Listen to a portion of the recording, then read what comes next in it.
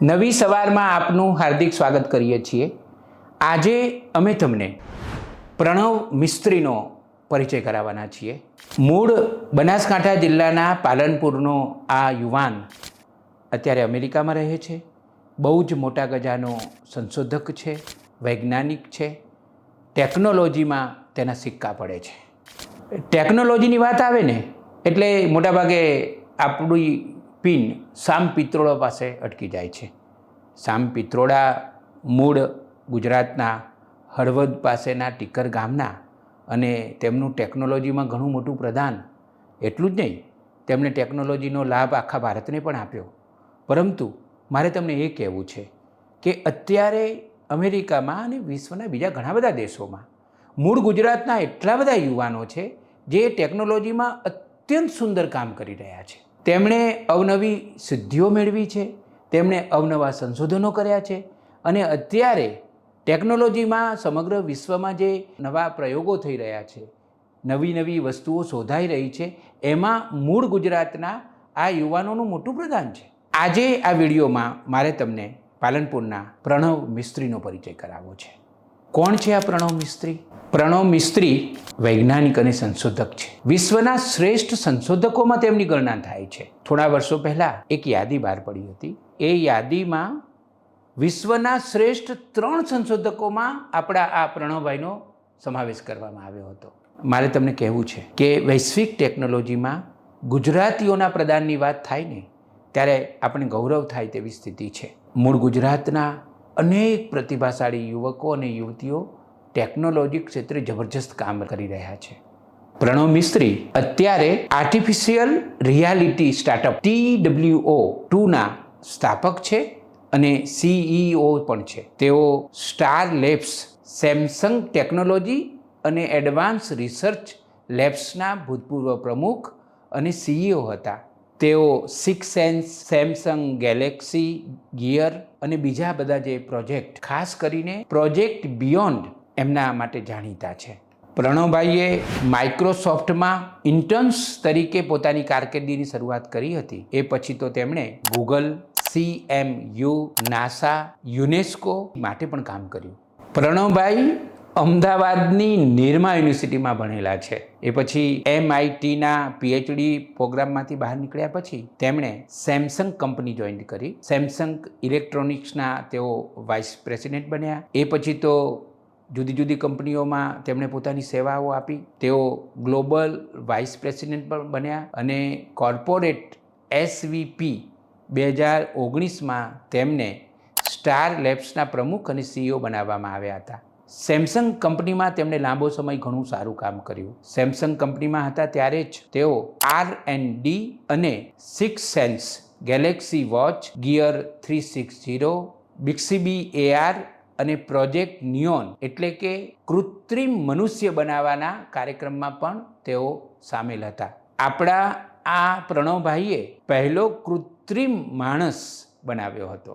Samsung કંપનીમાં તેમણે ઘણું કામ કર્યું, પરંતુ જુલાઈ 2021માં તેમણે નવું આર્ટિફિશિયલ રિયાલિટી સ્ટાર્ટઅપ શરૂ કર્યું જેનું નામ છે TWO2। એટલે પછી તેમણે સેમસંગ કંપની છોડી દીધી છે।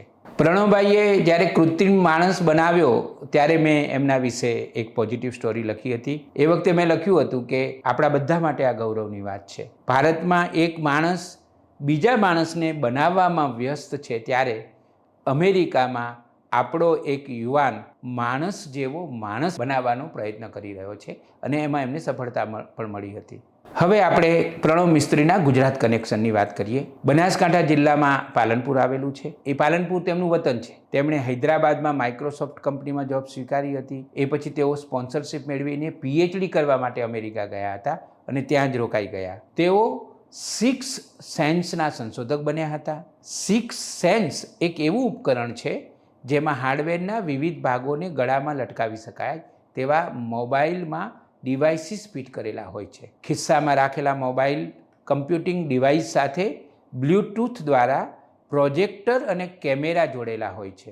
14મી મે 1981ના રોજ પાલનપુરમાં જન્મેલા પ્રણવભાઈના માતાનું નામ છે નયનાબેન મિસ્ત્રી અને પિતાનું નામ છે કીર્તિભાઈ કરશનદાસ મિસ્ત્રી।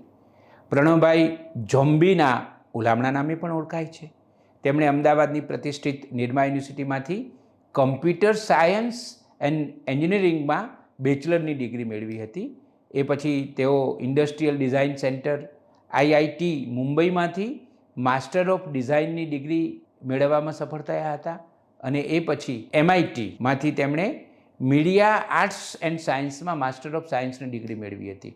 ભણવામાં ખૂબ તેજસ્વી અને મૂળ સુથારનો દીકરો એટલે ટેકનોલોજીમાં ખૂબ રસ પડે અને એમાં તેઓ સતત આગળ જ આવતા રહ્યા. પ્રણવભાઈના સંશોધનના જે વિષયો છે, ક્ષેત્રો છે, એમાં વેરેબલ કમ્પ્યુટિંગ, પછી augment reality, ubiquitous computing, gestural interaction, artificial intelligence, machine vision, collective intelligence અને રોબોટિક્સનો સમાવેશ થાય છે. પ્રણવભાઈ 2012માં ડિરેક્ટર ઓફ રિસર્ચ તરીકે વિખ્યાત સેમસંગ ઇલેક્ટ્રોનિક્સ કંપનીમાં જોડાયા હતા. ગુજરાતીઓને ખરેખર ગૌરવ થાય એવી વાત એ કે તેઓ સેમસંગમાં થિંક ટેન્ક ટીમના વડા બન્યા હતા.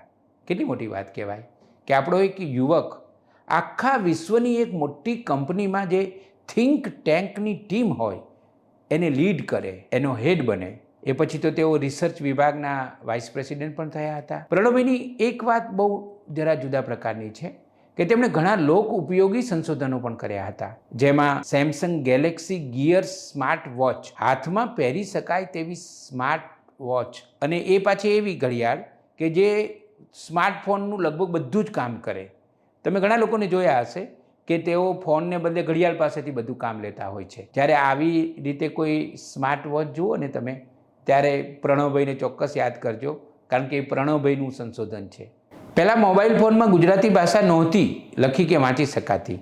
એને શક્ય બનાવવામાં પણ પ્રણવભાઈનું મોટું પ્રદાન છે. મોબાઈલ ફોનમાં જોવા મળતી ભારતીય ભાષાઓના મૂળમાં અક્ષર પ્રોજેક્ટ છે, તો એ પ્રોજેક્ટ પણ પ્રણવભાઈએ લોન્ચ કર્યો હતો અને એને સારી રીતે પૂરો પણ કર્યો. ડિજિટલ ડિવાઇસીસમાં એકદમ સરળતાથી કોપી પેસ્ટ કરી શકાય તેવી સ્પર્શ ટેકનોલોજીના પણ પ્રણેતા પ્રણવભાઈ છે. સ્માર્ટફોનથી સ્પર્શ દ્વારા દૂરની વસ્તુને નિયંત્રિત કરી શકાય એવું ટેલિટચ, આંખના પલકારાથી નિયંત્રિત કરી શકાય એવો બ્લિંક બોટ રોબોટ, 3 પરિમાણમાં ચિત્ર દોરી શકાય એવી પેન અને ભૌતિક જગતના ગૂગલનું કામ કરી શકે એવો નકશો, આ બધા પ્રણવ મિસ્ત્રીના સંશોધનો છે. એ કહેવાનું ના હોય કે આંતરરાષ્ટ્રીય ફલક પર પ્રણવભાઈને ઘણા બધા સન્માનો મળ્યા છે. પોપ્યુલર સાયન્સ દ્વારા 6 સેન્સના સંશોધનને 2009માં ઇન્વેશન એવોર્ડ દ્વારા સન્માનિત કરાયું હતું. આ ઉપરાંત તેમને ઢગલાબંધ એવોર્ડ મળ્યા છે. 2010માં એક ક્રિએટિવ મેગેઝિને એક યાદી બનાવી હતી કે વિશ્વના 50 શ્રેષ્ઠ ક્રિએટિવિટીવાળી વ્યક્તિઓ કોણ, તો એમાં પણ એમનો સમાવેશ કરવામાં આવ્યો હતો. એક જાણીતા ટેકનોક્રેટ અને સંશોધક ક્રિસ એન્ડરસન એમ કહે છે કે પ્રણવ મિસ્ત્રી અત્યારના સમયગાળાના વિશ્વના 3 સર્વશ્રેષ્ઠ સંશોધકો પૈકીના એક છે. GQ ઇન્ડિયાએ પ્રણવભાઈને અત્યંત શક્તિશાળી ડિજિટલ ભારતીય ગણાવ્યા હતા, તો ઇન્ડિયા ટુડે મેગેઝિને તેમને ભવિષ્યના 37 ભારતીયોમાં સ્થાન આપ્યું હતું. આ ઉપરાંત કમ્પ્યુટર સાયન્સના ક્ષેત્રમાં આગવું યોગદાન આપવા બદલ વર્લ્ડ ઇકોનોમિક ફોરમે 2013ના યંગ ગ્લોબલ લીડરમાં એક તરીકે તેમને સ્થાન આપ્યું હતું.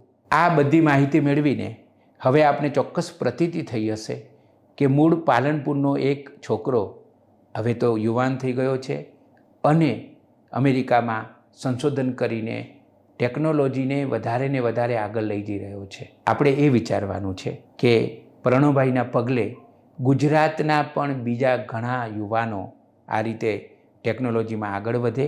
અને બીજી વાત કે પ્રણવભાઈએ આ જે સજ્જતા કેળવી છે, જે સિદ્ધિ મેળવી છે, જેમનો આ બધો અનુભવ છે, એનો આપણા ગુજરાતને કઈ રીતે વધુને વધુ લાભ મળે. આપણે પ્રણવભાઈ મિસ્ત્રીને ખૂબ ખૂબ અભિનંદન આપીએ અને શુભકામનાઓ પણ આપીએ કે હજી તો તેઓ ઘણા નાના છે, આ ક્ષેત્રમાં તેઓ આગળ ને આગળ વધતા રહે અને માત્ર ગુજરાત કે ભારતનું નહીં, સમગ્ર વિશ્વનું નામ રોશન કરતા રહે.